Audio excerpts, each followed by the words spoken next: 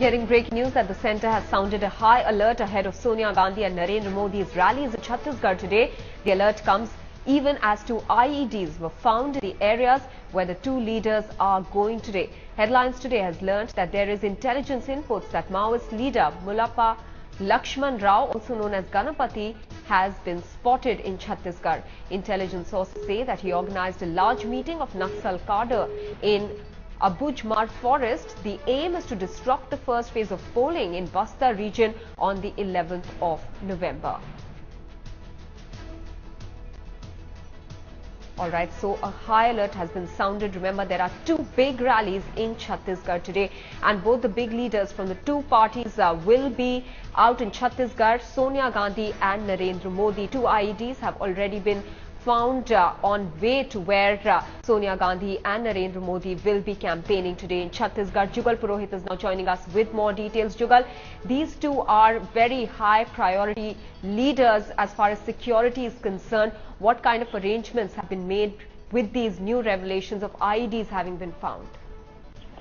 Well, Maha, in that sense, there's hardly anything new which can be said because I've been speaking to sources in the Chhattisgarh Police and they've been maintaining that there is no doubt about the fact that the Maoists have gathered in large numbers and that they will attempt something spectacular like they did in the month of May, where they decimated the entire Congress leadership in Darbar Ghati incident.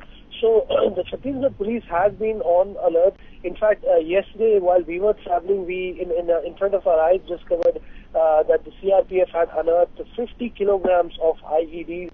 Subsequently, in the evening, in the Sukma region, 30 to 40 kilograms of IEDs were found buried inside the road. So there is no doubt that the Maoists are indeed trying to foil the plan of the security forces by disrupting the entire process and instilling fear so that no voting really takes place. But on the other hand, I can say that over 1 lakh personnel have been deployed in this 40,000 square kilometers of South Bastar region. They belong to not just the state police but also the paramilitary forces. Okay. In fact, several forces from states have also been called in, like the Eastern Frontier Rifles, Railway Protection Force. So in that sense, they have not left any stone unturned. And the DGP of Chhattisgarh Police said that he has all the resources that he wanted from the state and from the center. So in that sense, the police is completely ready. We must be, and we should anticipate such more attempts by the Maoists, but the police is maintaining that they are confident that they have the resources to foil all these plans. And if you actually go and see for the last 2 to 3 days the kind of patrolling that has happened, the kind of unearthing of IEDs that has happened, one can in that sense believe their words because they've been able to foil many of these blasts, because a 50 kilogram IED would have killed many. So in that sense, they've been trying to foil, and till now they've been successful. One just hopes that the election goes on and completes itself peacefully, Maha.